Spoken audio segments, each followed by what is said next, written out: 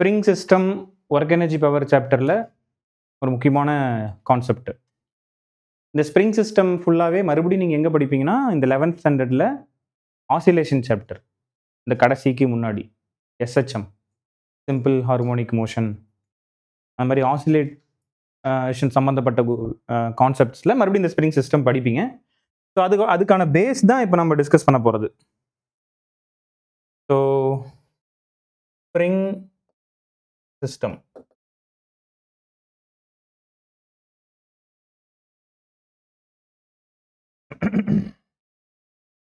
இப்போ இதில் வந்து பார்த்தீங்கன்னா நான் வந்து ஒரு பிளாக்கை ஒரு ஸ்ப்ரிங்கில் கனெக்ட் பண்ணியிருக்கேன். இப்போ ஆரம்பத்தில் ஒரு ஸ்ப்ரிங்கை வந்து இழுக்காமல், எலாங்கேட் பண்ணாமல், கம்ப்ரெஸ் பண்ணாமல் அப்படியே வச்சுருந்தா இப்படி இருக்கும். அது பாட்டுக்கு ஒரு நேச்சுரல் லென்த்தில், அதனுடைய நேச்சுரல் லென்த்தில் இருக்கும்.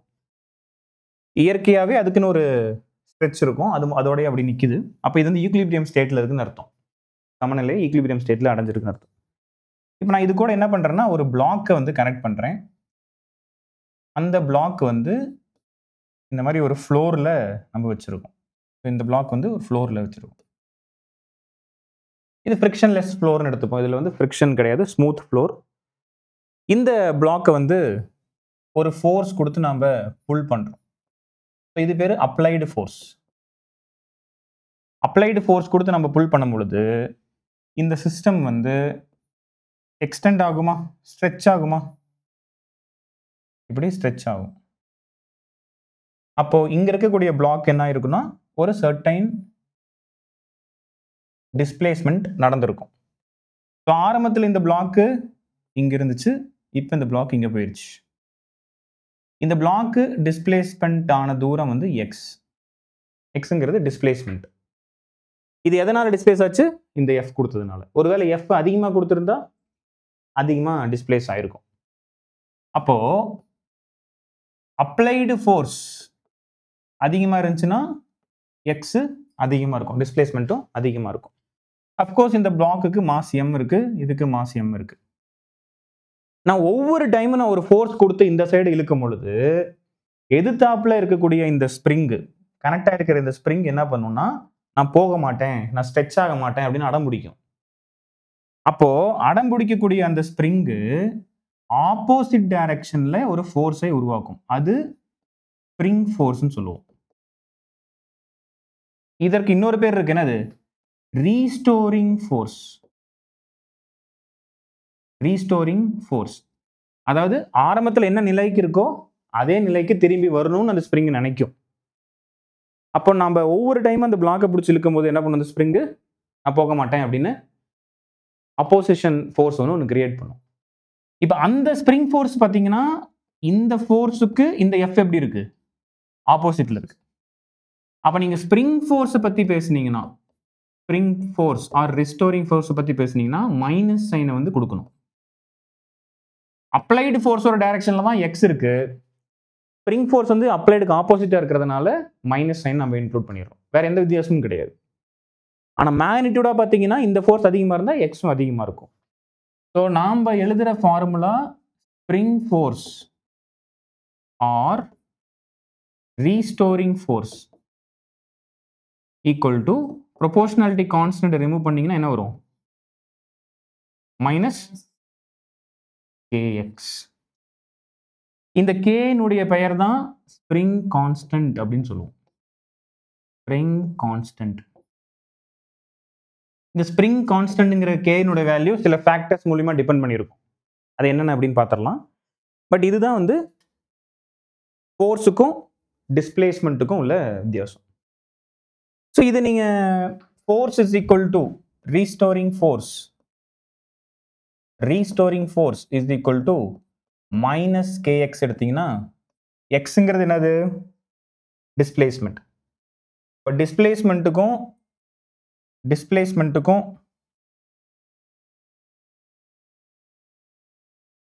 இந்த டிஸ்பிளேஸ்மெண்ட்டுக்கும் ஃபோர்ஸுக்கும் நம்ம ஒரு கிராஃப் வரையறேன்னு வச்சுக்கோங்க. டிஸ்பிளேஸ்மெண்ட்டுக்கும் ஃபோர்ஸுக்கும் ஒரு கிராஃப் வரையறேன். லெட்ஸ் சே இது வந்து ஒரு கிராஃப் வரையறேன்.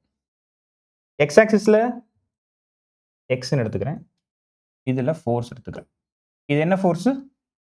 restoring force. இது பேர் என்ன? displacement. displacement ஓட யூனிட் என்ன? மீட்டர். ஃபோர்ஸ் ஓட யூனிட் என்ன? நியூட்டன். இப்போ நாம இது ரெண்டுத்துக்கும் கிராஃப் வரைஞ்சோம்னா இந்த ஈக்குவேஷன்ல பாருங்க, restoring force is equal to minus kx. இது ரெண்டும் directly proportional, proportionality constant minus k இருக்கு. அப்போ உங்களுக்கு கிராஃப் ஆனது எப்படி வரும் அப்படின்னு பார்த்தீங்கன்னா இந்த டைரக்ஷன்ல வரும். ஏன் இந்த டைரக்ஷன்ல? மைனஸ் இருக்கிறனால நெகட்டிவ் ஸ்லோப் வருது. ஸோ வென்எவர் நீங்க x is equal to 0 போட்டீங்கன்னா, x is equal to 0 இருக்கும்போது f எப்படி இருக்கும்? 0 இருக்குமா? ஆனா இங்க எப்படி இருக்கு? 2 0 இருக்கா? இதுல இந்த கேஸ்ல வந்து பாத்தீங்கன்னா ஒரு இன்டர்செப்ட் வரணும். இந்த கிராஃப் பிளஸ் சம் கான்ஸ்டன்ட் இருந்தா இந்த கிராஃப் கரெக்ட். இல்லைன்னா எக்ஸ் ஆக்சிஸ் வழியா போகணும், ஆனா எக்ஸ் 0 இருக்கணும், எஃப் 0 இருக்கணும். உங்க கிராஃப் எப்படி இருக்கணும்? இது வழியா பாஸ் ஆகி போகுது. இப்போ x is equal to 0, y equal to 0 போடுங்க. x is equal to 0, f equal என்ன ஆயிரும்? 0 ஆயிரும். இதனுடைய ஸ்லோப் என்னது? இதனுடைய ஸ்லோப் வந்து நெகட்டிவ் ஸ்லோப். புரியுதா? நான் முன்னாடி வரைஞ்ச கிராஃபுக்கும் இப்போ வரைகிற கிராஃபுக்கும் உள்ள வித்தியாசம் என்னன்னு பார்த்தீங்கன்னா, இது ஸ்ட்ரெயிட் லைன் கிராஃபாக இருக்கிறனால y equal to mx plus c. இதுதான் ஸ்லோப். m அப்படிங்கிறது ஸ்லோப்பு. அந்த ஸ்லோப் வந்து நெகட்டிவ் ஸ்லோப்பாக இருக்கணும். ஸோ இப்படி இருக்கிற லைனுக்கு நெகட்டிவ் ஸ்லோப்பு. ஆனால் இன்டர்செப்ட் எப்படி இருக்கணும்? 0வா இருக்கணும். அதாவது y இன்டர்செப்ட் வந்து 0. அப்போ c equal to 0. அப்போ அது வழியாக தான் பாஸ் ஆகணும். இப்போ மேட்ச் பண்ணி பார்த்தீங்கன்னா எக்ஸுக்கு 0 போட்டிங்கன்னா எஃப் 0 ஆயிரும். இந்த லைனுடைய ஸ்லோப்பு தான் என்ன கிடைக்கும் உங்களுக்கு? இதனுடைய ஸ்லோப்பு தான் மேக்னிடியூட் வந்து k கிடைக்கும். அஃப்கோர்ஸ் மைனஸ் k, பட் கேங்கிறது மேக்னிடியூடாக இருக்கும். டேன் தீட்டாவை நம்ம ஸ்லோப்புன்னு சொல்லலாமா? டேன் தீட்டா நம்ம ஸ்லோப்புன்னு சொல்லலாம். அப்போ அப்படி இருக்கிற பட்சத்தில் இங்கே தீட்டா என்னவா இருக்கும்? இதுதான் தீட்டாவாக இருக்கும். 90 விட அதிகமாக இருக்கும். அப்போ தான் உங்களுக்கு நெகட்டிவ் ஸ்லோப் கிடைக்கும். 90 விட அதிகமாக இருக்கும். அப்போ தான் நெகட்டிவ் ஸ்லோப் கிடைக்கும். புரிஞ்சா இல்லையா? இது f equal to minus kx restoring force-னுடைய ஃபார்முலா எழுதிக்கங்க. இப்போ நம்ம f restoring force is equal to minus kx அப்படிங்கிறத பார்த்துருக்கோம். அது வந்து ஸ்ப்ரிங் எவ்வளோ ஃபோர்ஸில் ஆப்போசிட் டைரக்ஷனில் ஒரு ஃபோர்ஸை ஏற்படுத்துது அப்படிங்கிறத பார்த்துருந்தோம். f is equal to minus kx. பொதுவாகவே நீங்கள் வந்து பார்த்தீங்கன்னா ஒரு பிளாக்கு ஒரு அப்ளைடு ஃபோர்ஸ் ஆனது எப்படி இருக்கும்? ஒரு ஸ்ப்ரிங் சிஸ்டத்துக்கு நம்ம ஒரு பிளாக் வச்சுருந்தோம்னா இந்த பிளாக்னுடைய மாஸ் m. அப்போது இதை நம்ம புல் பண்ணி விட்டுட்டோம்னா இது ஆசிலேட் ஆகிட்டு இருக்கும் இல்லையா? ஸோ இது முன்னாடி போகும், அப்புறம் பின்னாடி வரும், அப்புறம் முன்னாடி போகும். ஸோ இந்த நடுப்பகுதி தான் ஆல்ரெடி இருந்த பொசிஷனை தான் நம்ம மீன் பொசிஷன் அப்படின்னு சொல்லியிருப்போம். அது எவ்வளோ தூரம் போகும்னா எக்ஸ்ட்ரீம் வரைக்கும் போகும். கடைசி பாயிண்ட்டை வந்து நம்ம எக்ஸ்ட்ரீம் ரைட் சைட்லையும் லெஃப்ட் சைட்லையும் எக்ஸ்ட்ரீம் சொல்லியிருப்போம். ஸோ இது வந்து எக்ஸ்ட்ரீம். சிம்பிள் பெண்டலம்லையும் பார்த்துருப்போம். இது ஒரு எக்ஸ்ட்ரீம். இது ஆசிலேட் ஆகும்போது நம்ம எஃப்ங்கிற ஒரு ஃபோர்ஸில் கொடுத்து ஆசிலேட் பண்ணும்பொழுது அது என்ன இருக்குது? மாஸ் இருக்கிறதுனால மாஸ் இன்டூ ஆக்சிலரேஷன். ஆக்சிலரேஷனும் மாறிக்கிட்டே தான் இருக்கும். ஸோ நியூட்டன் செகண்டில் உங்களுக்கு தெரியும் F equal to dp by dt. அதை நம்ம டிரைவ் பண்ணோம்னா ma, mass into acceleration. So இது உங்களுக்கு தெரிஞ்சிருக்கும். அப்போ இதையும் நீங்கள் ரிலேட் பண்ணிங்கன்னா உங்களுக்கு கிடைக்கிற answer ma equal to minus kx. a equal to minus k by m into x. Acceleration, displacement. ஆக்சிலரேஷனும் டிஸ்பிளேஸ்மெண்ட்குள்ள ரிலேஷன் இதுதான். ஏன்னா ஃபோர்ஸ்குள்ள ஆக்சிலரேஷன் ஒழிஞ்சிட்டு இருக்கு. இப்போ ஆக்சிலரேஷன் கான்ஸ்டன்டாக கேட்டிங்கன்னா கிடையாது. ஆக்சிலரேஷனும் எதை பொறுத்து மாறிட்டே இருக்கும்? எக்ஸை பொறுத்து மாறிட்டே இருக்கும். So acceleration is not constant. ஆக்சிலரேஷனும் கான்ஸ்டன்ட் கிடையாது, எக்ஸை பொறுத்து மாறிட்டே இருக்கிறதுனால. நான் யூனிஃபார்ம். ஆக்சிலரேஷன் இஸ் யூனிஃபார்ம் கிடையாது, நான் யூனிஃபார்ம். இப்போ எஸ்ஹெச்எம் ஓட கண்டிஷன் சிம்பிள் ஹார்மோனிக் மோஷனோட கண்டிஷன் நம்ம ஃபியூச்சர்ல படிப்போம். பட் அது உங்களுக்கு முன்னாடியே சொல்றேன். ஆக்சலரேஷன் என்பது proportional to minus omega square X. இந்த மைனஸ் ஒமேகா ஸ்கொயர் அப்படிங்கிறது கான்ஸ்டன்ட், ப்ரொபோர்ஷனாலிட்டி கான்ஸ்டன்ட். ஓகே, அது வந்து ப்ரொபோர்ஷனாலிட்டி கான்ஸ்டன்ட் இருக்கிறதுனால நான் இந்த ப்ரொபோர்ஷனாலிட்டி இங்கே சிம்பிள் போடல, நான் ஈக்குவல் சிம்பிள் போட்டுக்கிறேன். ஸோ ஆக்சலரேஷனுங்கிறது எதுக்கு ஈக்குவலாக இருக்கணும்? மைனஸ் ஒமேகா ஸ்கொயர் எக்ஸாக இருக்கணும். இதில் ஒமேகா அப்படிங்கிறது வந்து பார்த்தீங்கன்னா ரெண்டாக நம்ம சொல்லலாம். அதை ஆங்குலர் ஃப்ரீக்வன்சின்னு சொன்னாலும் கரெக்டு தான், ஆங்குலர் வெலாசிட்டின்னு சொன்னாலும் கரெக்டு தான். Very good. ஸோ இப்போ ஒமேகாவோட ஃபார்முலா நமக்கு தெரியும், 2π/t. ஏன்னா 2π/2πf, எஃப்ங்கிறது 1/t. ஸோ 2π/t தான் ஒமேகா. இது ஆங்குலர் ஃப்ரீக்வன்சி. இந்த ஈக்குவேஷனையும் இந்த ஈக்குவேஷனையும் இப்போ கம்பேர் பண்ணுங்க. இதையும் இப்போ கம்பேர் பண்ணுங்க. ஒமேகா ஸ்கொயர் இருக்க வேண்டிய இடத்துல யார் இருக்கா? மைனஸ் மைனஸ் காமனா இருக்கு. ஸோ ஒமேகா ஸ்கொயர் இருக்க வேண்டிய இடத்துல யார் இருக்கா? k/m. ஸோ இது ரொம்ப முக்கியமான ஒரு formula. Omega equal to square root of k/m. இந்த ஃபார்முலா எதை எது ரிலேட் பண்ணுது? Spring constant. இது ஆசிலேட் ஆகிட்டு இருக்கிற அந்த மாசு, பிளாக்கோடைய மாசு ஒமேகா. ஒமேகாங்கிறது ஆங்குலர் ஃப்ரீக்வன்சி, கேங்கிறது ஸ்ப்ரிங் கான்ஸ்டன்ட், எம்ங்கிறது எந்த மாஸ் வந்து ஆசிலேட் ஆகிட்டு இருக்கு அப்படின்னு. ஸோ இது வந்து oscillating object. Omega equal to square root of k/m. ஞாபகம் வச்சுக்கோங்க. இப்போ நம்ம அடுத்தது energy stored in spring system. இந்த ஸ்ப்ரிங் சிஸ்டம்ல எவ்வளோ எனர்ஜி ஸ்டோர் ஆயிருக்கும் அப்படிங்கிறத பார்க்க போறோம். எப்போ சார் எனர்ஜி ஸ்டோர் ஆயிருக்கும் அப்படின்னு பார்த்தீங்கன்னா, any elongating material or compressing material. நீங்கள் ஒரு ரப்பர் பேண்ட், ஒரு ரப்பர், ஒரு ஐரன் ராடு, ஒரு ஸ்ப்ரிங்கு, அந்த மாதிரி ஸ்ட்ரெச் ஆகக்கூடிய எந்த பொருள் எடுத்து நீங்கள் ஸ்ட்ரெச் பண்ணாலோ கம்ப்ரஸ் பண்ணாலோ அதில் ஒரு certain amount of potential energy ஆனது என்ன இருக்கும்? ஸ்டோர் ஆகிருக்கும். இப்போ நீங்கள் ஒரு ரப்பர் பேண்டை ஸ்ட்ரெச் பண்ணிவிட்டு கை எடுத்துட்டிங்கன்னா அது ஒரு வெலாசிட்டியில் நகரும். அப்படின்னு என்ன அர்த்தம்? பொட்டன்ஷியல் எனர்ஜி ஆனது கைனடிக் எனர்ஜியாக மாறுது. இது மெக்கானிக்கல் எனர்ஜி தான். ஸோ பொட்டன்ஷியல் எனர்ஜி ஆனது என்னவா மாறிடுது? கைனடிக் எனர்ஜியாக மாறுது. அப்போ அந்த பொட்டன்ஷியல் எனர்ஜினா ஒரு அமௌண்ட் ஆஃப் எனர்ஜி உள்ள ஸ்டோர் ஆயிருக்கு தானே அர்த்தம். அதே மாதிரி தான் நீங்கள் ஒரு ஸ்ப்ரிங்கை வந்து ஸ்ட்ரெச் பண்ணிங்கனாலும் ஒரு அமௌண்ட் ஆஃப் எனர்ஜி ஸ்டோர் ஆயிருக்கும். இப்போ எவ்வளோ அமௌண்ட் ஆஃப் எனர்ஜி ஸ்டோர் ஆயிருக்கும் அப்படிங்கிறத இப்போ நம்ம கண்டுபிடிக்க போகிறோம். நவ் ஒரு ஸ்ப்ரிங், அதை நீங்கள் வந்து எக்ஸுங்கிற தூரத்துக்கு ஸ்ட்ரெச் பண்ணிடுறீங்க. அதை எவ்வளோ தூரத்துக்கு ஸ்ட்ரெச் பண்ணிடுறோம்? எக்ஸுங்கிற தூரத்துக்கு நம்ம ஸ்ட்ரெச் பண்ணிடுறோம். இப்போ இங்கே வந்து ஸ்ப்ரிங் கான்ஸ்டன்ட் ஆனது கே. ஒர்க் டன் நடந்திருக்கான்னு கேட்டிங்கன்னா ஒர்க் டன் கண்டிப்பாக இங்கே நடந்திருக்கு. ஒர்க் டன்னுடைய ஃபார்முலா என்னது? Force into displacement. Force into displacement எப்போ பயன்படுத்தணும்? கான்ஸ்டன்ட் ஃபோர்ஸாக இருந்தால். வேரியபிள் ஃபோர்ஸ் ஆனது மாறிக்கிட்டே இருக்குன்னா என்ன பயன்படுத்தணும்? Integral force into displacement. ஏன்னா எஃப்ங்கிறது எக்ஸை பொறுத்து தான் மாறிட்டு இருக்கு. நமக்கு ஆல்ரெடி தெரியும் எஃப் ஈக்குவல் டு மைனஸ் கேஎக்ஸுங்கிறது நமக்கு ஆல்ரெடி தெரியும். எஃப்ங்கிறது எதை பொறுத்து மாறிட்டே இருக்கு? எக்ஸுங்கிறத பொறுத்து மாறிட்டே இருக்கு. அப்போ அதை தூக்கி நீங்கள் சப்ஸ்டியூட் பண்ணீங்கன்னா இன்டெகிரேஷன் பண்ணுற சூழ்நிலை தான் நமக்கு ஏற்படுது. ஏன்னா இன்டெகிரேஷன் எதுக்கு தேவைப்படுதுங்க?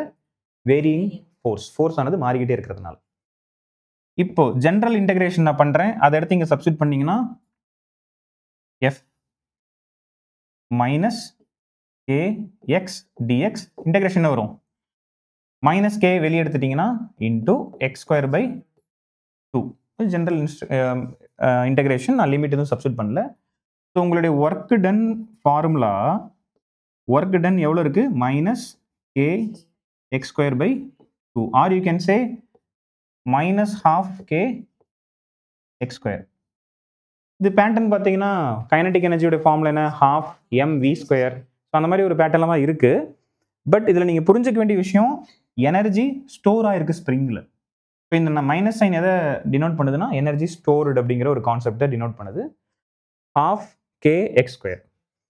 நவ் இது ஒர்க் டன்.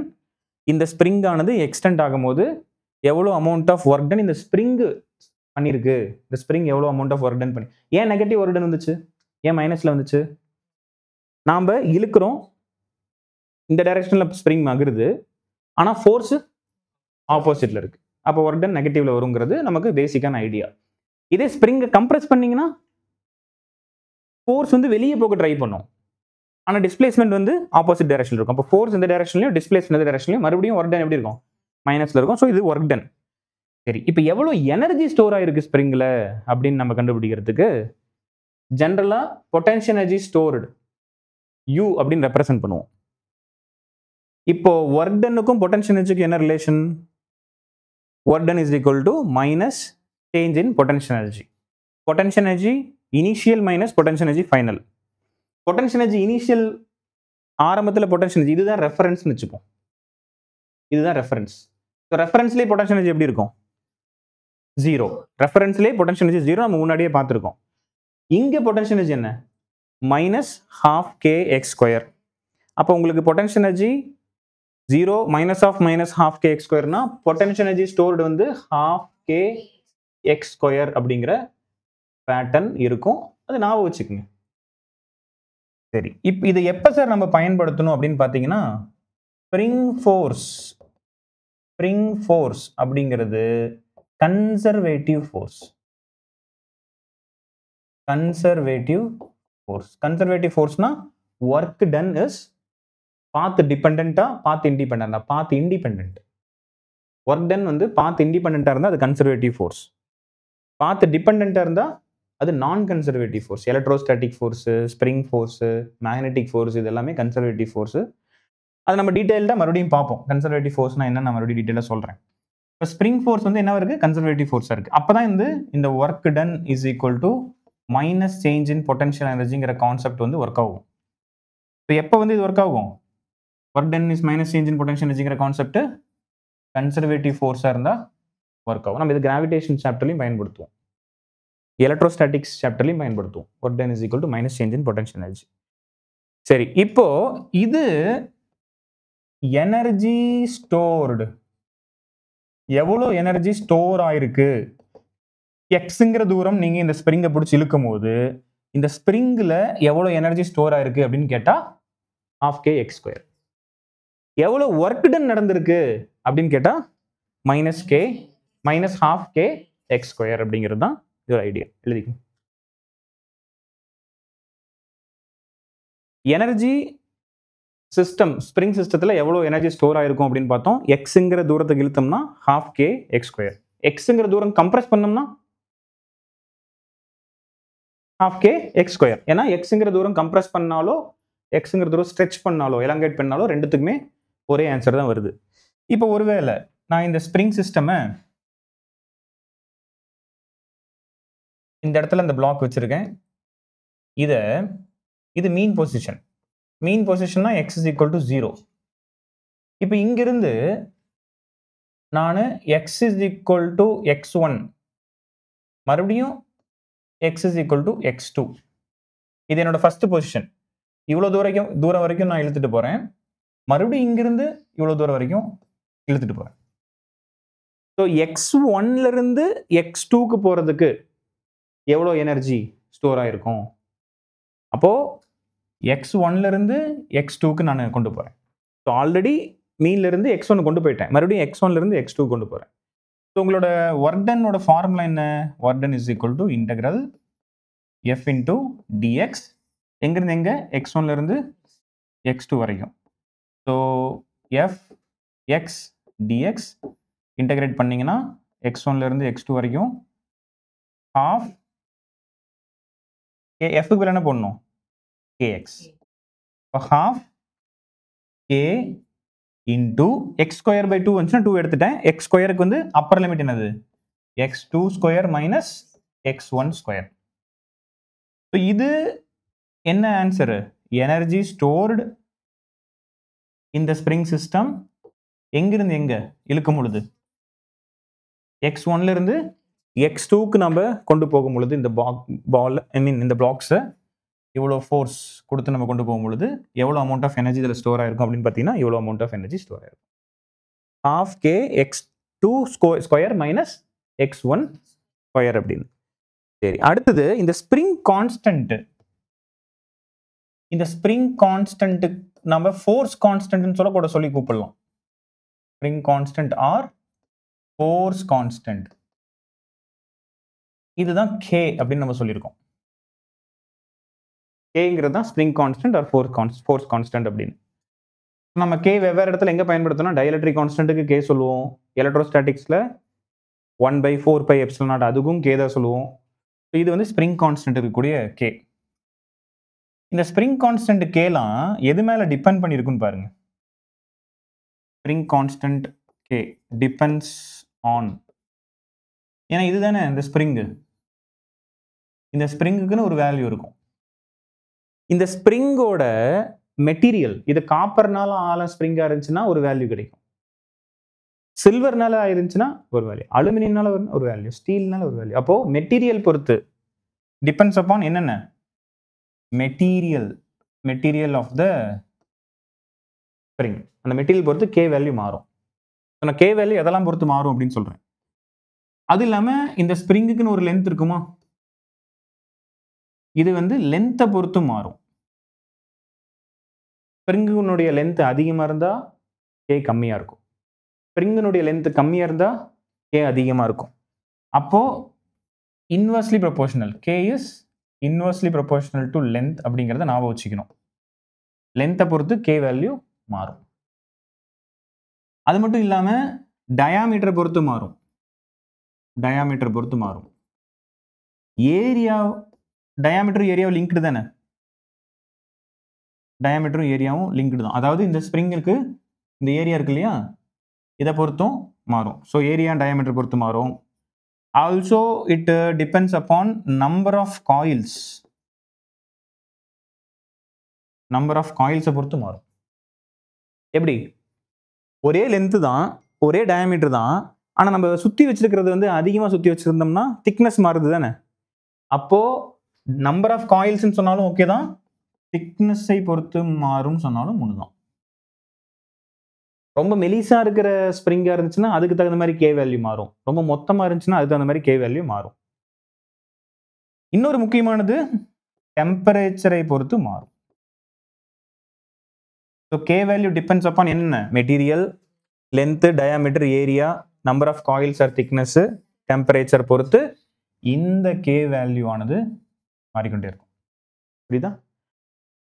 இப்போ எப்படி சார் K வந்து லென்த்தை பொறுத்து மாறும் அப்படின்னு நீங்க கேட்டீங்கன்னா, K is inversely proportional to 1/Lன்னு சொல்லிட்டேன். இப்போ ஒரு ஸ்ப்ரிங் இருக்கு. இந்த ஸ்ப்ரிங்கை வந்து நான் பாதியா கட் பண்றேன். இதோட ஸ்ப்ரிங் கான்ஸ்டன்ட் K. இப்போ நான் பாதியா கட் பண்ணிட்டேன்னா இந்த பாதி ஸ்ப்ரிங்குக்கும் இந்த பாதி ஸ்ப்ரிங்குக்கும் K வேல்யூ என்னவோ மாறி இருக்கும். L/2 length மாறிடுமா? இந்த லென்த் L/2, இந்த லென்த் L/2. இதோட மொத்த லென்த் எவ்வளோ? L. K வேல்யூ என்னவோ மாறிடும், 2K-வா மாறிடும். 2K-வா மாறிடும். அப்போ ரெண்டு ஸ்ப்ரிங்கு லென்த் L இருந்துச்சு, அதுக்கு K வந்து K-வா நான் கொடுத்துருந்தா, ஸ்ப்ரிங் கான்ஸ்டன்ட் K-வா கொடுத்தா, அதை கட் பண்ணியிருந்தா பாதி பாதியாக மாற்றும் போது என்ன ஆயிருது? 2K-2K-வா மாறிடுது. சரி, இப்படி ஒரு கான்செப்ட். இல்லை இப்படி இருக்குன்னு வச்சுக்கோங்க. நான் 3ஆ கட் பண்ணிடுறேன். இந்த மொத்த ஸ்ப்ரிங்கையும் நான் 3ஆ கட் பண்ணிடுறேன். 3 குட்டி பீஸா கட் பண்றேன். 3 குட்டி பீஸா கட் பண்ணா 3 ஸ்ப்ரிங் கிடைக்குமா நமக்கு? ஒவ்வொரு ஸ்ப்ரிங்க்கு K வேல்யூ என்னவா இருக்கும்? 3K, 3K, 3K. இதுக்கு வேல்யூ K-வா இருந்தா, லென்த் L இருந்துச்சுன்னா L/3, L/3, L/3, 3K. சரி, ஒருவேளை நான் வந்து 2:1 ரேஷியோல கட் பண்றேன். இந்த கட் வந்து என்ன பண்றேன்? 2:1 ரேஷியோல கட் பண்றேன். அப்போ ஒன்னு டபுள் த சைஸ் ஆஃப் இன்னொன்னா இருக்கு. அப்போ 2:1 ரேஷியோனா இதனுடைய டோட்டல் லென்த் L, இதனுடைய ஸ்ப்ரிங் கான்ஸ்டன்ட் K. அப்போ இதுக்கு என்ன கிடைக்கும்னு சொல்லுங்க பார்க்கலாம். இது ஒன்று பெருசா இருக்கும், ஒன்று சின்னதா இருக்கும். ஏன்னா 2:1 ரேஷியோல கட் பண்றேன். இதுக்கு K அப்படின்னு சொன்னா என்னாச்சு? டச் பண்ணிட்டேனா தெரியாம?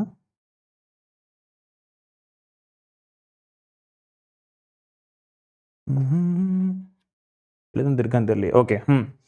2:1 ரேஷியோல கட் பண்ணனா இந்த பெருசுக்கு என்ன கே, இந்த சின்ன ஸ்ப்ரிங்குக்கு என்ன கே? Very good. இது வந்து ஃபர்ஸ்ட் இதோட லென்த் ரேஷியோ சொல்லுங்க பார்க்கலாம். இதனுடைய லென்த் என்னவா இருக்கும்? இதனுடைய லென்த் என்னவா இருக்கும்? ஒன்னு L/3 இருக்கும், இன்னொன்னு 2L/3 இருக்கும். ஸோ இது L/3, இது 2L/3. அப்பதான் 2:1 ரேஷியோல இருக்கு. அப்ப இதுக்கு கே என்னவா இருக்கும்? 3k/2 அப்படிங்கிறது ஒரு இதுக்கு இருக்கும். இன்னொன்னுக்கு 3k இன்னொன்னுக்கு இருக்கும். இதனுடைய k வேல்யூ கொடுத்திருக்காங்க. புரிஞ்சா? எழுதிக்கங்க.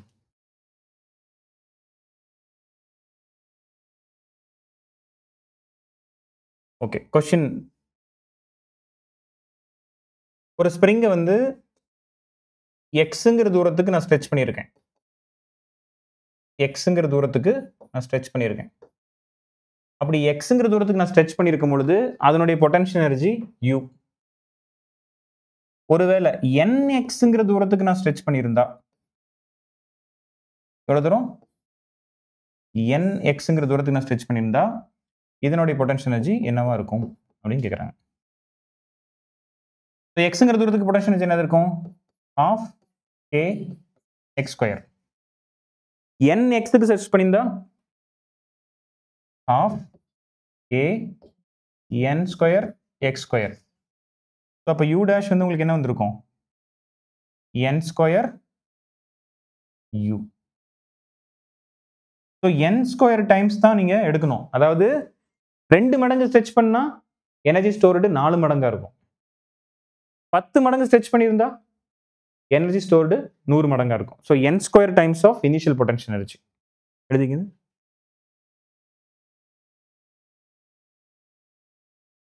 Question.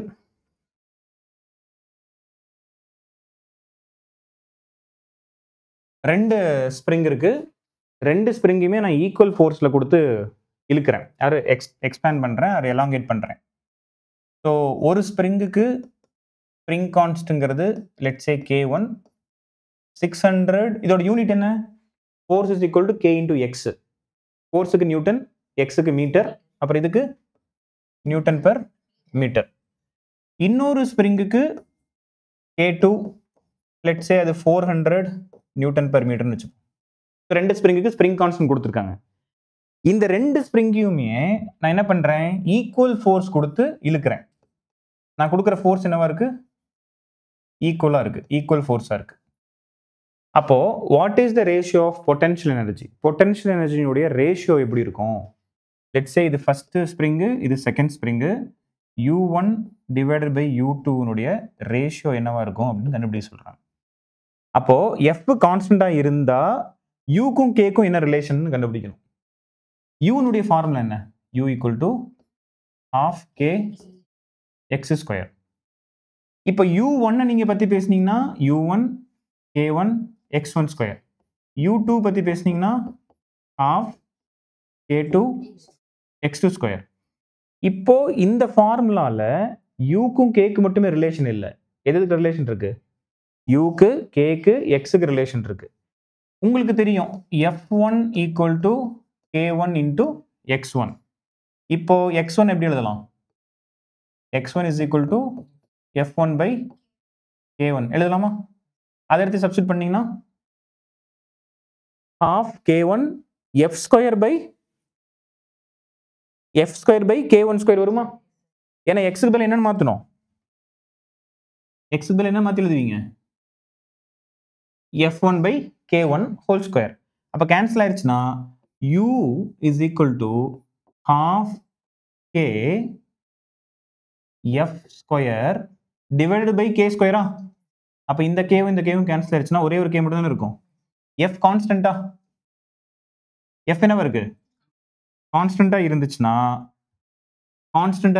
half constant, u is proportional to 1 by k தானே. அப்போ u1 divided by u2 is equal to k2 divided by k1 எழுதணும்னா k2 எவ்வளோ? 400 divided by 600 கேன்சல் பண்ணீங்கன்னா 2/3. ஆன்சர் என்ன வரும்? 2/3 தான் இதனுடைய ஆன்சர். எழுதிக்கணும்.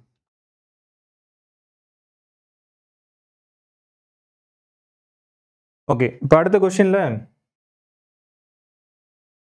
ஒரு ஸ்ப்ரிங் எடுத்துக்கிறோம்.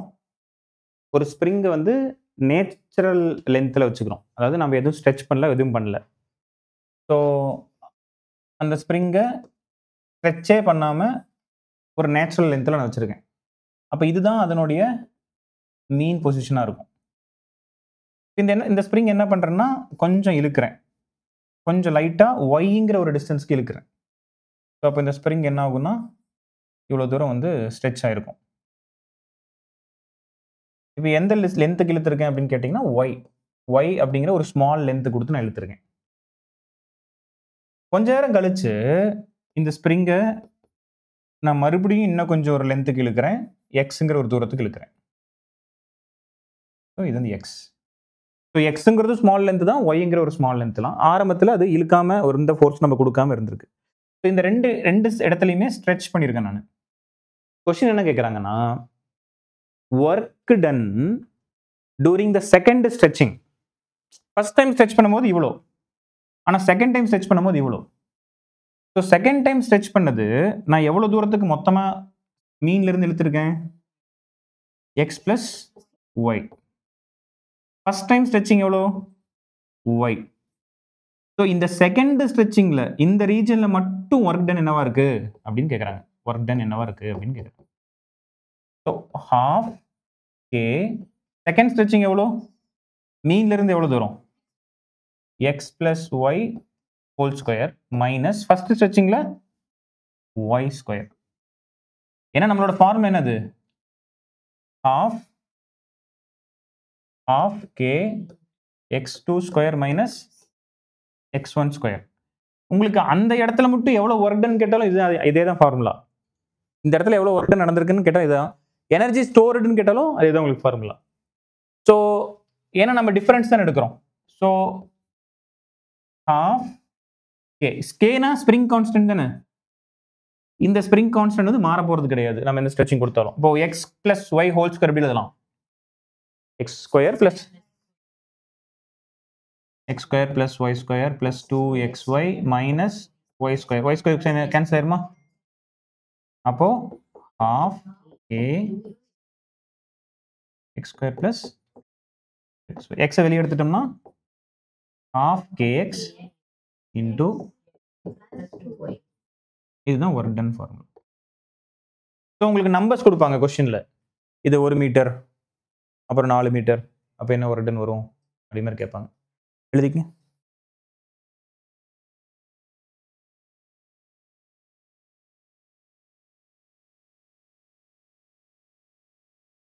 இப்போ நம்ம இன்னும் கொஞ்சம் சில அப்ளிகேஷன்ஸ்லாம் பார்க்குறோம். எக்ஸ்ட்ரா அப்ளிகேஷன்ஸ்லாம் என்னென்னு பார்க்குறோம். இதில் வந்து spring, work done, energy stored அது நம்ம பார்த்துருந்தோம் இல்லையா. ஒர்க் டன் அப்படிங்கும்போது minus K x half K X square minus half K X square. Energy stored இந்த ஸ்ப்ரிங் வந்து ஹாஃப் கே எக்ஸ் ஸ்கொயர். இதுவே x1லேருந்து x2க்கு நம்ம ஸ்ட்ரெச் பண்ணியிருந்தோம்னா half k x2 square minus x1 square. இந்த ஃபார்முலாஸ் லிஸ்ட்டில் நம்ம கொஸ்டின்ஸ் பார்த்துருந்தோம். இன்னும் ஒரு சில அப்ளிகேஷன்ஸ். அதில் மொதல் அப்ளிகேஷன் ஓகே. நான் என்ன பண்ணுறேன், அந்த ஒரு ஸ்ப்ரிங்கை வந்து பை நேச்சர் இது இவ்வளோ நேச்சுரல் லென்த்தில் இருக்குது. இப்போ இப்படி இருக்கக்கூடிய ஒரு ஸ்ப்ரிங்கை வந்து நான் என்ன பண்ணிடுறேன்னா ஒரு பிளாக் எடுத்து இதில் தொங்க விடுறேன். தொங்க விட்ட என்ன ஆகும்? ஒரு சர்டைன் தூரத்துக்கு கீழே வந்திருக்கும். இதனுடைய மாஸ் எம். ஸோ அது ஒரு பர்டிகுலர் எலாங்கேட் ஆயிருக்கும். ஒரு சர்டைன் டிஸ்டன்ஸ்க்கு வந்து எக்ஸுங்கிற ஒரு டிஸ்டன்ஸ்க்கு வந்து எலாங்கேட் ஆயிருக்கும். இப்போ என்னோட கொஸ்டின் என்னன்னா, எவ்வளோ இது எலாங்கேட் ஆகும், எவ்வளோ இது எலாங்கேட் ஆகும் அப்படிங்கிறது தான் கொஸ்டின். உங்களுக்கு தெரியும் ஸ்ப்ரிங் கான்ஸ்டன்ட் ஃபார்முலா என்ன?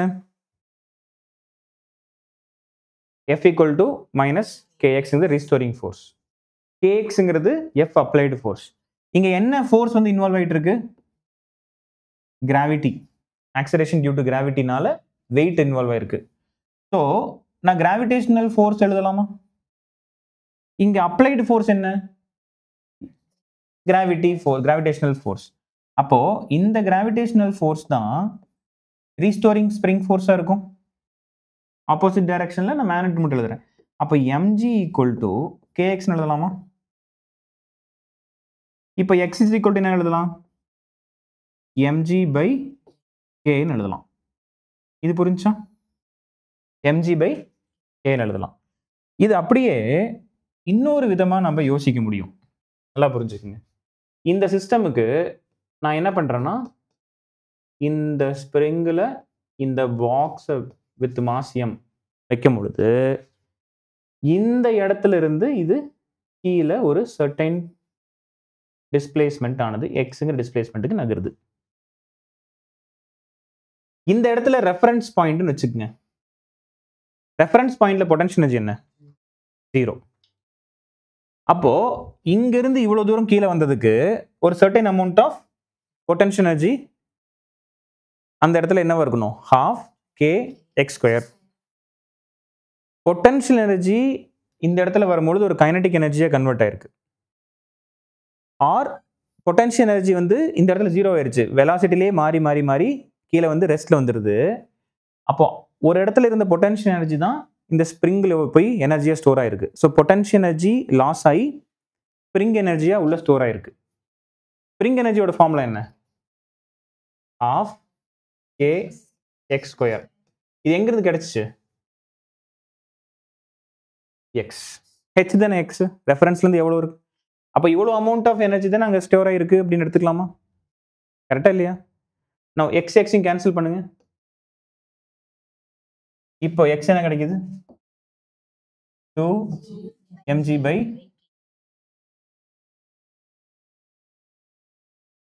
இந்த மெத்தட் கரெக்டா இல்ல இந்த method correct?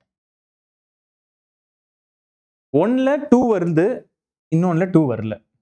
x is equal to mg by k வருது, 2 mg by k வருது. இதை நான் ரெண்டு ஃபோர்ஸையும் ஈக்குவல் பண்ணியிருக்கேன். அங்கே எனர்ஜி எடுத்திருக்கேன். பொட்டன்ஷியல் எனர்ஜியும் எனர்ஜி ஸ்டோர்டு இந்த ஸ்ப்ரிங்கையும் ஈக்குவல் பண்ணியிருக்கேன். நல்லா புரிஞ்சுக்குங்க. நான் ஸ்லோவாக இந்த ஆப்ஜெக்டை விட்டேன்னா, இந்த ஸ்ப்ரிங்கில் கனெக்ட் பண்ணி ஸ்லோவாக விட்டேன்னா, which means released slowly. Released slowly. அப்போ ஈக்லிபிரியம்ல நான் இதை கொடுத்த பொழுது பெருசாக இதை டிஸ்டர்ப் பண்ணாமல் ஈக்லிபிரியம் ஸ்டேட்லேயே நான் ரிலீஸ் பண்ணுறேன். அப்போ இதை ரெண்டு ஈக்குவல் பண்ணும்பொழுது உங்களுக்கு மேக்ஸிமம் எலாங்கேஷன் வந்து mg by k-வா இருக்கும். Released slowly. இந்த சினாரியோவில் பாக்ஸ் எடுத்து நான் அப்படி கனெக்ட் பண்ணிட்டு விட்டுறேன். which means released suddenly. Released suddenly. அப்போ மேக்ஸிமம் எலாங்கேஷன் x என்னவா இருக்கும்? 2 mg by k-வா இருக்கும். இது மெதுவாக ரிலீஸ் பண்ணும்போது அது சடனாக ரிலீஸ் பண்ணும்போது அதுதான் ரெண்டுத்துடைய டிஃபரன்ஸ். ஃபோர்ஸ் ஈக்குவல் பண்ணணும், அங்கே எனர்ஜியை ஈக்குவல் பண்ணணும். half kx² equal to mgh mgx. ரெஃபரன்ஸ்ல இருந்து எக்ஸுங்கிற தூரத்தில் எனர்ஜி ஸ்டோர் ஆயிருக்கு. இது ஒன்று. ரெண்டாவது அப்ளிகேஷன் நான் வச்சுக்கோங்க. Application number 2. ஒரு புள்ளி சிஸ்டம். இது இங்கே கனெக்ட் ஆயிருக்கு. இங்கே ஒரு ஸ்ப்ரிங். இந்த ஸ்ப்ரிங்ல வந்து நேச்சுரல் ஸ்ப்ரிங் லென்த்தில் தான் இருக்குது. அதை எதையும் நான் கனெக்ட் பண்ணல. அப்போ எலாங்கேஷன் கம்ப்ரெஷன் எதுவும் நடக்கல. இப்போ இந்த ஸ்ப்ரிங்ல வந்து நான் ஒரு பாக்ஸ் கனெக்ட் பண்ணுறேன். அதனுடைய மாஸ் m. அப்போ இது என்ன பண்ணும்? கொஞ்சம் டிஸ்டன்ஸு எக்ஸுங்கிற ஒரு லென்த்துக்கு எலாங்கேட் ஆயிருக்கும். இப்போ இந்த ஸ்ட்ரெச்சு ஹோல்டு பண்ணி எக்ஸ்டெண்ட் ஆகுது. இப்போ இந்த கேஸில் நம்ம என்ன பண்ணணும்? கம்ப்ளீட்டாக டைட்டாக தான் இருக்கும். இப்போ சடன் ஸ்ட்ரெச்சாக தான் இருக்கும் இங்கே. இப்போ இதில் mg x is equal to half kx². இதில் x is equal to என்ன வரும்? 2 mg divided by k. சடனாக ஸ்லோலியாலாம் இதில் சொல்ல மாட்டாங்க. ஏன்னா ஒரு புள்ளிக்கு சிஸ்டமுக்கு பின்னாடி தனியாக தான் இருக்குது. அப்போ புள்ளியில் வச்சு நம்ம கணக்கு போது இது சடனாக தான் நடக்கும். ஏன்னா இந்த ஸ்ட்ரெச் வந்து கிரியேட் ஆகும். ஸோ இந்த சினாரியோவில் நீங்கள் என்ன எடுத்துக்கணும்? x is equal to 2 times of mg by k, which is equivalent to maximum elongation. சடனா நம்ம அந்த மாஸை கனெக்ட் பண்ணி விடுறதுக்கு சமமா இருக்கு இல்லையா? அடுத்த அப்ளிகேஷன், ஒரு ஸ்ப்ரிங் சிஸ்டம். இந்த ஸ்ப்ரிங் சிஸ்டம் வந்து நான் இப்படி வச்சிருக்கேன். இங்கிருந்து ஒரு பிளாக் வருது. இந்த பிளாக்கினுடைய மாஸ் m, வெலாசிட்டி v. இது இந்த ஸ்ப்ரிங்கை வந்து அடிக்குது. இந்த ஸ்ப்ரிங்கை வந்து அடிக்கும் போது இது எவ்வளோ தூரம் மேக்ஸிமம் கம்ப்ரெஷன் ஆகுதுன்னா எக்ஸ். இங்கே எக்ஸ் அப்படிங்கிறது என்னது? Maximum compression. மேக்ஸிமம் கம்ப்ரெஷன் தான் எக்ஸ். மேக்ஸிமம் அவ்வளோதான் அதால் கம்ப்ரெஸ் ஆக முடியும். அப்போ இங்கிருந்து வரும்பொழுது இது என்ன எனர்ஜியில் இருக்கும்? Half kinetic energy, half mv square. வந்து அடிச்சதுக்கு அப்புறம் இங்கே எவ்வளோ எனர்ஜி ஸ்டோர் ஆயிருக்கும்? Half kx square. அப்போ இது ரெண்டு ஈக்குவல் பண்ணலாமா? கைனடிக் எனர்ஜி லாஸ் ஆயிட்டு பொட்டன்ஷியல் எனர்ஜி கெயின் ஆயிருது. ஸோ லாஸ்ட் கைனடிக் எனர்ஜியும் கெயின்டு பொட்டன்ஷியல் எனர்ஜியும் இங்கே ஈக்குவலாக இருக்கும். வேற எதுவுமே கிடையாது. இங்கே ஏதாவது ஃப்ரிக்ஷன் இருக்கா? இல்லை. காத்துனால ஏதாவது எனர்ஜி குறையுதா? இல்லை. அதெல்லாம் நான் கணக்கில் எடுத்துக்கல. அதனால இது ரெண்டு மட்டும் தான் இங்கே இன்வால்வ் ஆயிருக்கு. அப்போ half m v square equal to half k x square. Cancel பண்ணோம்னா v ஈக்குவல் டு என்ன எழுதலாம்? k by m under the root into x. கரெக்டா? k by m into x. என்ன x ஸ்கொயர் ரூட் போயிடும். So root of k by m into.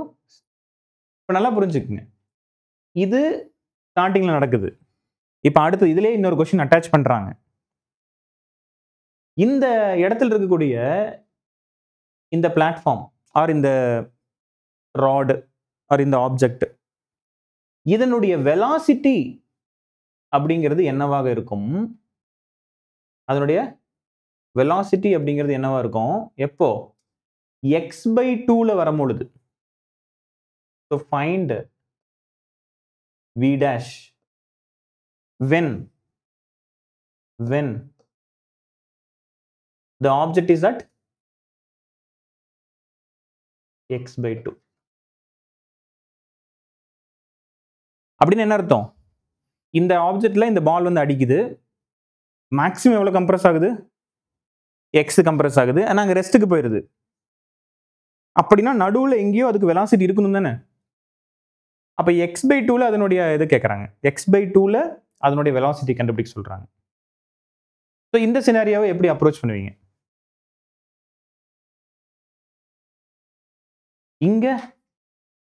இங்க X by 2 போட்டீங்கன்னா மேக்சிமமாவே அது X by 2 போகுதுன்னு தான் அர்த்தம். அது தப்பாயிரும்.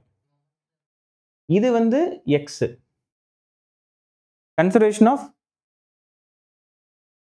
இப்போ அந்த எக்ஸ் பை 2ங்கிற இடத்துல அதுக்கு ஒரு கைனடிக் எனர்ஜி இருக்கா? அப்போ total energy is equal to of total energy conservation போடுங்க. இனிஷியலி டோட்டல் எனர்ஜி என்னவா இருக்கு? இது மட்டும் தான் இருக்கு. half m v square equal to at X by 2. அந்த இடத்துல என்ன எனர்ஜி இருக்குன்னு பாருங்க. ஸ்ப்ரிங் எவ்வளவு தூரம் கம்ப்ரஸ் ஆயிருக்கும்? half k x by 2 whole square plus. அப்போ ஒரு வெலாசிட்டி அதுக்கு இருக்கும்ல, அந்த இடத்துல அதுக்கு அந்த ராடுக்கு ஒரு வெலாசிட்டி இருக்கும்ல, half m v dash square. ஏன்னா இது வந்து மாஸ்லெஸ். இதனுடைய வெலாசிட்டி தான் என்ன ஆகிட்டே இருக்கும்? குறைஞ்சிக்கிட்டே போய் 0 ஆயிரும். அட் இந்த ஈக்குவேஷன்ல அட் எக்ஸ் போட்டீங்கன்னா v dash என்ன ஆயிரும்? அட் எக்ஸ் இந்த இடத்துக்கு வரும்பொழுது v dash என்ன இருந்தா நின்றுது இல்ல? அப்பதானே ஸ்ப்ரிங் கம்ப்ளீட்டா கம்ப்ரஸ் ஆயிருக்கும். 0 ஆயிரும். அப்ப இந்த டேர்ம் வராது. அப்பதான் நம்ம இதை கண்டுபிடிச்சிருக்கோம். ஜெனரல் டேர்ம் வந்து பாத்தீங்கன்னா இதுதான் ஜெனரல் ஈக்குவேஷன். ஏன்னா வந்துட்டு இருக்கிற பிளாக்கு இது மாஸ்லெஸ்னு வச்சுப்போம். வந்துட்டு இருக்கிற பிளாக்கு அழுத்தி நகர்ந்துட்டே இருக்கும்பொழுது இதனுடைய வெலாசிட்டி குறைஞ்சிக்கிட்டே போய் 0 ஆகுது. வெலாசிட்டி மாறிக்கிட்டே இருக்கு இல்லையா? ஏன்னா இது மாறிக்கிட்டே இருக்கு. ஏன்னா எக்ஸ் மாறிக்கிட்டே இருக்கு. இப்போ at x/2ல நம்ம கேட்குறோம் at x/2 at x/2ல தான் இது ஈக்குவேஷன் எழுதி இருக்கும். half m v க்கு தெரியுமா நமக்கு ஈக்குவேஷன் தெரியுமா? இதை சப்ஸ்டிட் பண்ணீங்கன்னா k/m into x square. இது இந்த சைடு வந்துச்சுன்னா minus half k x square by 2. mm cancel ஆயிருமா? இது வந்து 4 வந்து 4 equal to half m v dash square. அப்போ இது வந்து 1/4, இது வெறும் 1. 1 minus 1/4 3/4 equal to half m v dash square. half cancel பண்ணிடலாமா? m கீழே கொண்டு வந்துட்டோம்னா 3/4 k/m x square equal to v dash square. Or you can write under the root of v dash. v dash எப்போ? at x/2. That is equal to under the root of 3 k/4m into x. இதுதான் உங்களுடைய answer. புரியுதா இல்லையா? இது எப்போ v dash x/2ங்கிற பொசிஷன்ல அந்த ஆப்ஜெக்ட்டுக்கு எவ்வளோ வெலாசிட்டி ஆனது இருக்குன்னா square root of 3k/4m into x இருக்கும். இது ஒரு டைப் ஆஃப் ப்ராப்ளம். ஓகே, அடுத்தது லிசன்.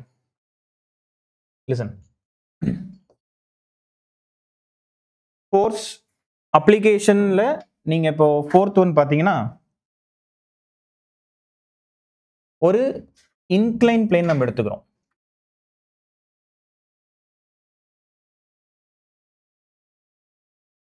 இது ஃப்ளோர். இப்போ நான் என்ன பண்ண போறேன்னா அந்த இன்க்ளைன் பிளேனோட டாப் பொசிஷன்ல இருந்து ஒரு ஆப்ஜெக்டை ரிலீஸ் பண்றேன். இது ஆங்கிள் ஆஃப் இன்க்ளினேஷன் தீட்டா. இங்க இருந்து ஒரு பாக்ஸ் வந்து ரிலீஸ் ஆகுறேன். இது பாக்ஸ் m, மாஸ் m. இது எவ்வளவு ஹைட்ல இருந்து ரிலீஸ் பண்றேன்னா hங்கிற ஹைட்ல இருந்து ரிலீஸ் பண்றேன். இந்த இடத்துல வந்து அதுக்கு ஒரு ஸ்ப்ரிங் வச்சிருக்கேன். இந்த இடத்துல ஒரு ஸ்ப்ரிங்கை செட் பண்ணியிருக்கேன். இது இந்த ரீஜன் ஃபுல்லாவே ரஃப். அப்படின்னா இந்த இடத்துல எப்படி இருக்கு? ரஃப்னஸ் இருக்கு. இங்கெல்லாம் ஸ்மூத்தா இருக்கு. எனக்கு அது கவலை இல்லை. ஸ்ப்ரிங்கு அடியில் இருக்கிற ஏரியாலாம் ஸ்மூத்தா இருக்கு. இங்க மட்டும் ரஃப்னஸோட இருக்கு. இப்போ பொதுவா இப்ப ரஃப்னஸை விட்டுருங்க. ரஃப்னஸ் இல்லைன்னு வச்சுக்கோங்க.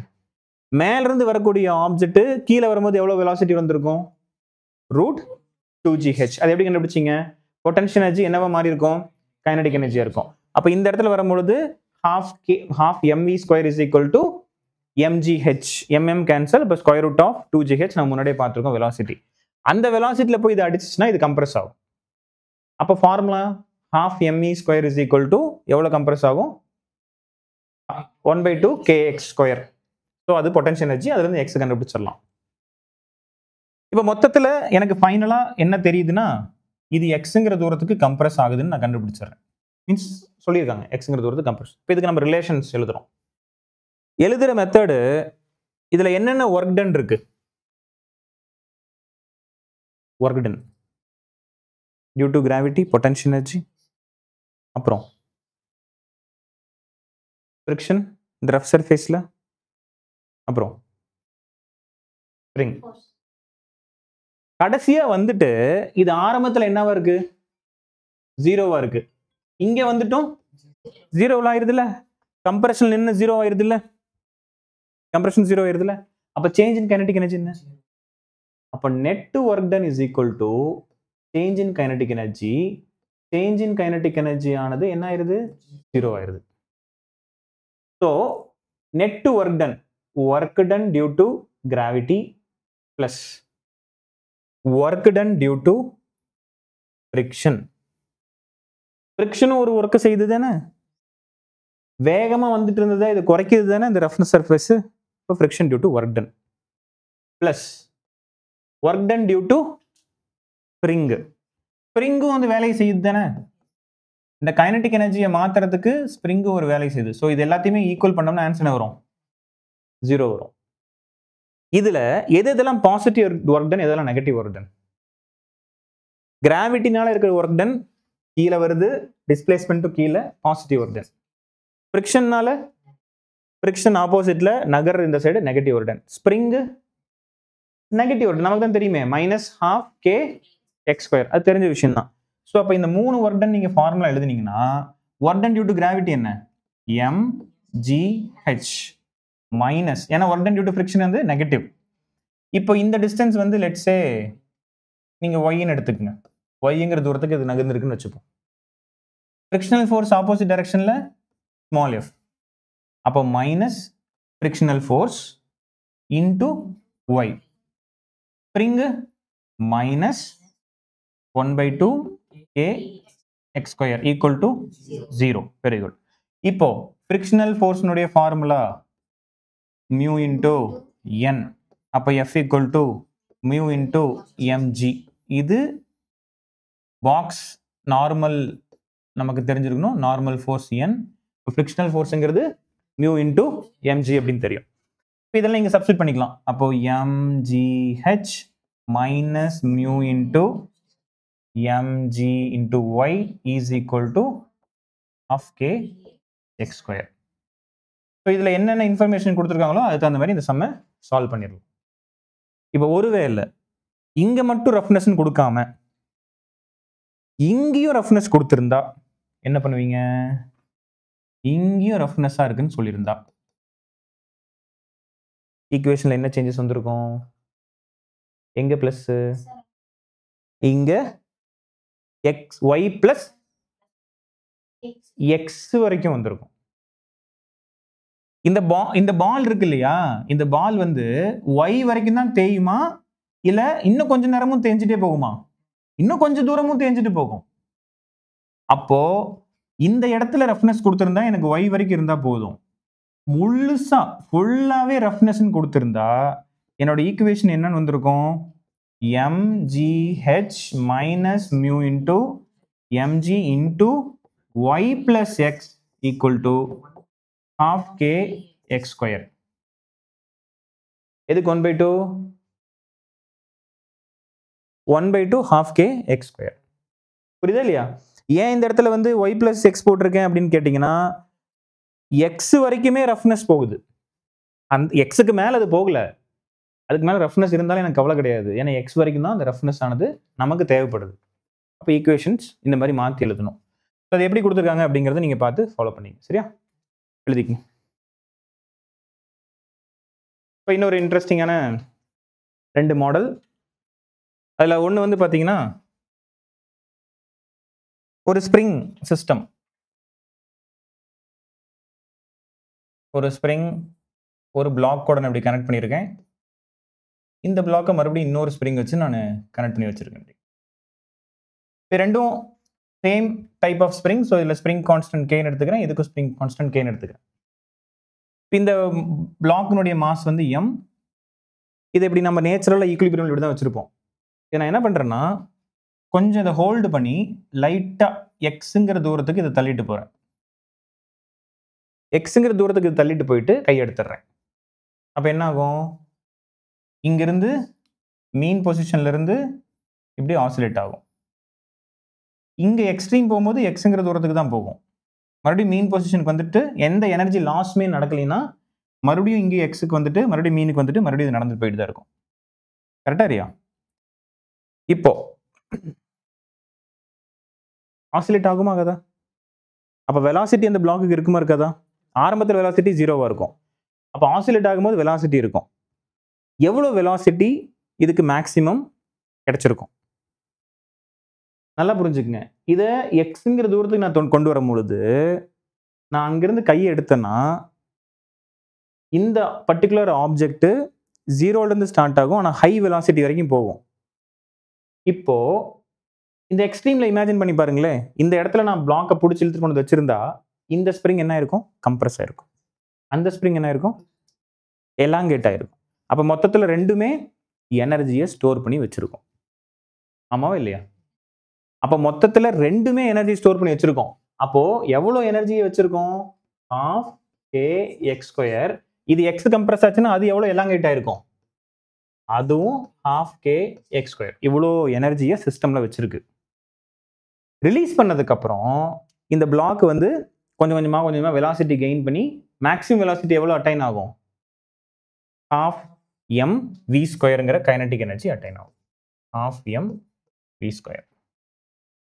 அப்ப அதுதான் இந்த எனர்ஜியை அந்த எனர்ஜியை கன்வெர்ட் பண்ணக்கூடிய ஏரியா. கைனடிக் எனர்ஜி மொத்தமா half m v square kinetic energy conversion நடந்திருக்கும். இதில் ஹாஃப்லாம் கேன்சல் பண்ணிட்டீங்கன்னா 2kx ஸ்கொயர் என்பது m v ஸ்கொயரா இருக்கும். அப்போ v equal to 2k by m under the root into X. இவ்வளோ வெலாசிட்டி தான் மேக்ஸிமமாக இருக்கக்கூடிய வெலாசிட்டியாக இருக்கும் இந்த சிஸ்டத்தில். இந்த மாதிரி நம்ம புல் பண்ணிட்டு ரிலீஸ் பண்ணோம்னா. புரிஞ்சது? சரி, இப்போ அடுத்த கான்செப்ட் பாருங்க. இன்னொரு type of interesting type of question. நான் என்ன பண்றேன்? 3 ஐடென்டிக்கல் மாஸ் எடுத்துக்கிறேன். 3 ஐடென்டிக்கல் மாஸ் m. ஒரு மாஸ் என்ன பண்றேன்? இதை வந்து ஒரு வெலாசிட்டியில் யூங்கிற வெலாசிட்டியில் தள்ளி விடுறேன். ஒரு கைனடிக் எனர்ஜியில் மூவ் ஆயிட்டு இருக்கு. அதே மாதிரி இருக்கக்கூடிய 2 மாஸ். ஸோ நான் என்ன பண்ணுறேன்? ஒரு 2 வேணா 3. ஃபர்ஸ்ட் கேஸில் நான் 3 எடுக்கல, 2 எடுத்துக்கிறேன். 2 ஐடென்டிக்கல் மாஸ் எடுத்துக்கிறேன். இங்கே ஒரு மாஸ் இருக்கு. இதை நான் வந்து ஒரு மாஸ்லெஸ் ஸ்ப்ரிங் கூட அட்டாச் பண்ணி வச்சிருக்கேன். இந்த ஸ்ப்ரிங்குக்கு மாஸ் இல்லை, ஆனால் அந்த ஸ்ப்ரிங்குக்கு ஸ்ப்ரிங் கான்ஸ்டன்ட் இருக்கு. இதனுடைய மாஸும் m தான், இதனுடைய மாஸும் m தான். இப்போ அவ்வளோ கைனடிக் எனர்ஜியில் வந்து இந்த சிஸ்டம் அடிக்கும் பொழுது இது கண்டிப்பாக நகரும். ப்ரொவைடட் இது என்னது? ஸ்மூத் சர்ஃபேஸ், ஃப்ரிக்ஷன் கிடையாது. அப்போ இது எவ்வளோ வெலாசிட்டியில் நகரும்? இப்போ இது இமேஜின் பண்ணி பாருங்க. இது எவ்வளோ கைனடிக் எனர்ஜி வச்சிருக்கு? half m u square. So half m u ஸ்கொயருங்கிற எனர்ஜியில் இது வந்து இடிச்சிச்சுன்னா இந்த செட்டப் எப்படி இருக்கும்னு யோசிச்சு பாருங்க. ஒரு பிளாக்கு, இது ஸ்ப்ரிங்கோட கனெக்ட் ஆயிருக்கும். இன்னொரு பிளாக்கு, இதனுடைய மாசு m, இதனுடைய மாசு m, ஸ்ப்ரிங் கான்ஸ்டன்ட் k. இதுவும் சேர்ந்து ஒரு காமனான வெலாசிட்டியில் நகர்ந்து போயிட்டு இருக்கும். காமனான வெலாசிட்டி தான் நகர்ந்து போயிட்டு இருக்கும் கொஞ்ச நேரத்துக்கு. ஸோ இனிஷியலா இப்படி இருக்கிறது. இனிஷியலா இது எப்படி இருந்துச்சு? ரெஸ்ட்ல இருக்கு. இது ஃபைனல் ஸ்டேஜில் இப்படி காமனா நகர்ந்து போயிட்டு இருக்குன்னு சொல்றாங்க. நகர்ந்ததுக்கு அப்புறம் இது ஸ்மூத்தா இருந்துச்சுன்னா இப்படியே தான் நகர்ந்து போயிட்டு இருக்கும் ஒரு காமன் வெலாசிட்டியில். இன்எலாஸ்டிக் கொலிஷன் மாதிரி இது போயிட்டு இடிச்சு ரெண்டும் சேர்ந்து போயிட்டு இருக்கு. இப்போ இதுல கன்சர்வேஷன் ஆஃப் மொமெண்டம் நடந்திருக்கும், கன்சர்வேஷன் ஆஃப் எனர்ஜி நடந்திருக்கும். கன்சர்வேஷன் ஆஃப் மொமெண்டம் என்ன formula? Initial momentum equal to final momentum. Initial momentum இதோட மாஸ், இதோட velocity mu equal to final momentum. ஸ்ப்ரிங்குக்கு மாஸ் இருக்கா? இல்லை, அது ரெண்டு மட்டும் தான் மாஸ் இருக்கு. அப்போ mv plus mv, 2mv, mm cancel. அப்போ u equal to 2v or v equal to u by 2. இது ஃபர்ஸ்ட் ஸ்டெப். இப்போ எனர்ஜி கன்சர்வேஷன் போட முடியுமா? Energy conservation of energy. இந்த இடத்துல எவ்வளோ எனர்ஜி? சிஸ்டமோட டோட்டல் எனர்ஜி. நான் எழுதுறது கைனடிக் எனர்ஜி கிடையாது, டோட்டல் எனர்ஜி. அஃப்கோர்ஸ் இது எல்லாமே எந்த எனர்ஜியும் பொட்டன்ஷியல் எனர்ஜியும் கெயின் பண்ணல, ஆனால் ஸ்ப்ரிங் பொட்டன்ஷியல் எனர்ஜி இருக்கு. இது இடிச்சதுக்கு அப்புறம் இந்த இடத்துல கம்ப்ரெஷன் ஆனது நடந்திருக்கும். கம்ப்ரெஷன் நடந்திருக்கும். அந்த கம்ப்ரெஷன் நடக்கிறதையும் நான் கணக்கில் எடுத்துக்கணும். அப்போ ஆரம்பத்தில் எவ்வளோ பொட்டன்ஷியல் எனர்ஜி இருக்கு? கைனடிக் எனர்ஜி இருக்கு half m u square equal to இதனுடைய கைனடிக் எனர்ஜி என்ன? half m v square plus இதனுடைய கைனடிக் எனர்ஜி என்ன? half m v square. எவ்வளோ ஸ்ப்ரிங் எனர்ஜி கம்ப்ரெஷன் ஆயிருக்கோங்க? half k x square. இதுதான் மேக்ஸிமம் கம்ப்ரெஷன். மேக்ஸிமம் கம்ப்ரெஷன் அந்த எக்ஸுங்கிறது தான் மேக்ஸிமம் கம்ப்ரெஷன். அதுதான் நம்ம இப்போ கண்டுபிடிக்கிறோம். இந்த எக்ஸ் தான் மேக்ஸிமம் கம்ப்ரெஷன் கண்டுபிடிக்கிறோம். அஃப்கோர்ஸ் நான் வந்து நெகட்டிவ்ல எடுத்து work done net work ton நம்ம எழுதல. நம்ம வந்து ஈக்குவேட் பண்றோம். இனிஷியலையும் ஃபைனலையும் ஈக்குவேட் பண்ணிடுறோம். உங்களுக்கு இது ரெண்டும் வந்திருக்கும். இப்போ விக்கு பதில் என்ன சப்ஸ்டிட் பண்ணிக்கலாம்? u/2 சப்ஸ்டிட் பண்ணிக்கலாம். ஸோ ஹாஃப் எல்லாம் கேன்சல் பண்ணிட்டோம்னா இது m இந்த சைடு கொண்டு வந்துட்டோம்னா u ஸ்கொயர் இது 2m v ஸ்கொயர் அப்போ minus 2m v square equal to k x square. இந்த இடத்துல நம்ம விக்கு பதில் என்ன சப்ஸ்டிட் பண்ணலாம்? u/2 சப்ஸ்டிட் பண்ணிட்டோம்னா உங்களுக்கு இங்கே ஒரு m வரும். ஓகே, ஸோ m வெளியே எடுத்தீங்கன்னா u square minus 2 into v ஸ்கொயருக்கு என்ன எழுதலாம்? u square by 4 equal to k x square. So இதில் வந்து 1/2 அப்போ 1ல் 1/2 போச்சுன்னா u square by 2 m by k equal to x square. இதுலேருந்து நீங்கள் எக்ஸை தனியாக கூட கண்டுபிடிச்சி வச்சுக்கலாம். ஸோ உங்களுக்கு ஃபைனலாக எக்ஸுங்கிறது என்ன கிடைக்குது? x is equal to root of m by 2k into u. ஒருவேளை உங்களுக்கு u கொடுத்தாங்கன்னா எதை கண்டுபிடிச்சிடலாம்? எக்ஸை கண்டுபிடிச்சிடலாம். யூங்கிறது ஒரு let's say 4 metre per second, mass வந்து 2 kgன்னு கொடுக்குறாங்க, ஸ்ப்ரிங் கான்ஸ்டன்ட் வந்து 100 கொடுக்குறாங்க. ஸோ லெட்ஸே யூ வந்து 4 மீட்டர் பெர் செகண்ட், மாஸ் வந்து 2 kg, ஸ்ப்ரிங் கான்ஸ்டன்ட் வந்து 200 நியூட்டன் பெர் மீட்டர். யூக்கு என்ன போடுவீங்க? 4, மாஸ் 2, ஸ்கொயர் ரூட் ஆஃப் 400. அப்போ ஆன்சர் கண்டுபிடிச்சிடலாமா? எக்ஸ் ஈஸி தானே, எக்ஸ் கண்டுபிடிச்சிடலாம்ல. ஓகே, இப்போ இதை பேஸ் பண்ணி ஒரு கொஸ்டின் தரேன்.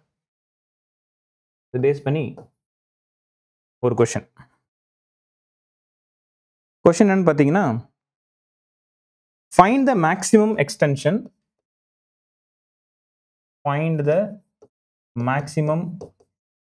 extension or elongation of the spring given.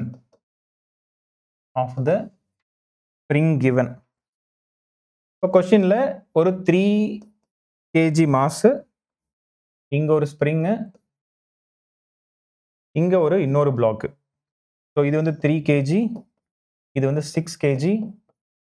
இதில் என்ன ஒரு முக்கியமான விஷயம்னா, ஆப்போசிட் டைரக்ஷன்ல இது வெலாசிட்டியில் இருக்கு. 1 மீட்டர் பெர் செகண்ட், இது 2 மீட்டர் பெர் செகண்ட். இப்போ இந்த மாதிரி நடந்துட்டு இருக்கும் பொழுது உங்களுக்கு elongation, maximum elongation or extension, இந்த எக்ஸ்னோட வேல்யூ கண்டுபிடிங்க அப்படிங்கிறாங்க. நல்லா இமேஜின் பண்ணி பாருங்க. இதை நான் 1 மீட்டர் பெர் செகண்ட்லையும் 2 மீட்டர் பெர் செகண்ட்லையும் வெலாசிட்டியில் இருந்துச்சுன்னா இது ஒரு இடத்துல இருக்காது. இது ஒரு ஃபிக்ஸ்டான வெலாசிட்டியில் ஒரு ஃபிக்ஸ்டான கம்ப்ரஷன் நடந்து, ஒரு எக்ஸ்பான்ஷன் நடந்து, ஒரு காமன் வெலாசிட்டியில் நகர்ந்து போயிட்டு இருக்கும். இப்போ இது 1 metre per second 2 metre per செகண்ட்ல இருந்துச்சுன்னா இது ஒரு எலாங்கேஷன் பண்ணி நகர்ந்து போயிட்டு இருக்கும். அது கான்ஸ்டன்ட்டான வெலாசிட்டியில், ஏன்னா சிஸ்டம் வந்து ஈக்குலிபிரியம் ஸ்டேட்டில் இருக்கணும்னா அந்த மாதிரி தான் நடந்து போயிட்டு இருக்கும். சரி, இப்போ 2 ஸ்டெப், நம்மளோட 2 ஸ்டெப் யூஸ் பண்ணோம். ஒன்று கன்சர்வேஷன் ஆஃப் மொமெண்டம், இன்னொன்று energy conservation. Conservation of momentum என்ன? Initial momentum equal to final momentum. Initial momentum வந்து ரெண்டுமே வெலாசிட்டியில் இருக்கு. 3 kg இந்த சைடு போகுது, அப்போ 3 × 1 மைனஸ் 3 × 1 ஆப்போசிட், அது ஆப்போசிட்ல இருக்கு. அப்போ plus 6 × 2 equal to final momentum 3 × v plus 6 × v. இதிலிருந்து v கண்டுபிடிச்சிடலாமா? v கண்டுபிடிச்சு வச்சுக்கோங்க. அடுத்தது இதனுடைய எனர்ஜி எவ்வளவு? எனர்ஜி அங்க half mv ஸ்கொயர். ரெண்டு வெலாசிட்டி இருக்குல்ல, அதுவும் ஒரு வெலாசிட்டி இருக்கு, இது ஒரு வெலாசிட்டி இருக்கு. அப்போ உங்களுக்கு half 3 × 1 square plus half 6 into 2 square equal to ரெண்டு பிளாக்குமே kinetic energy plus half kx square இருக்கு. ஸோ இது கூட half kx ஸ்கொயர் பிளஸ் ஏன்னா கேங்கிறது spring constant plus half 3v square plus half 6v square. இது உங்களுக்கு கம்ப்ரெஷன்ல இருக்கும் பொழுது நம்ம எப்படி எழுதலாம்? எலாங்கேஷன் இந்த இந்த இந்த ஆப்ஜெக்ட்டுக்கு இந்த ஆப்ஜெக்ட்டுக்கு ஒரு வெலாசிட்டி இருக்கு. இது வந்து கம்ப்ரெஷன் நடக்குது இல்லையா? இதை நீங்க யூஸ் பண்ணி எதை கண்டுபிடிச்சிடலாம்? இதையும் இதோட ஆன்சர் தெரியும், இது ஆன்சர் தெரியும். v ஓட வேல்யூ தெரிஞ்சிடும், x ஓட வேல்யூ கண்டுபிடிச்சிடலாம். k வந்து அவங்க மேக்ஸிமம் கொடுத்துருப்பாங்க, அதை நீங்க k-னே வச்சுக்கோங்க. சால்வ் பண்ணுங்க பார்க்கலாம்.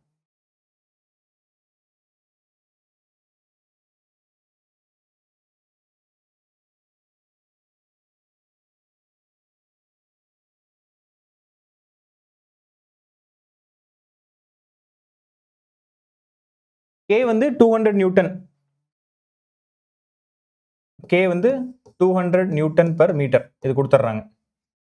இதுல k வேல்யூ சப்ஸ்டிட் பண்ணிருங்க, v வேல்யூ சப்ஸ்டிட் பண்ணிருங்க, x வேல்யூ என்னன்னு கண்டுபிடிச்சு சொல்லுங்க. ஈஸி தான் அது. இதை நீ சப்ஸ்டிட் பண்ணி என்ன வரும்? 3/2 plus 12 3 4s are 12 equal to half into 200 அப்போ 100 x ஸ்கொயர் பிளஸ் வீக்கு என்ன வந்திருக்கு? 12 minus 3 9 9v அப்போ 1 தானே? வீக்கு வந்து 1 வந்திருக்கு. அப்போ இங்க வீக்கு சப்ஸ்டிட் பண்ணினா இது 3/2 பிளஸ் 3 அப்போ 9/2 வந்திருக்குமா? இந்த சைடு 9/2. ஸோ எக்ஸ் கண்டுபிடிக்கலாம். அண்ட் இது வந்து எவ்வளோ? 24 plus 3 27/2 minus 9/2 equal to 100 x square.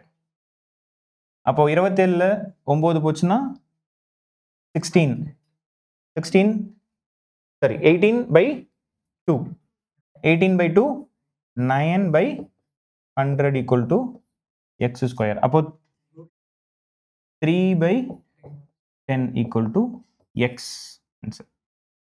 So எவ்வளோ ஆன்சரு? 3/10 metre answer.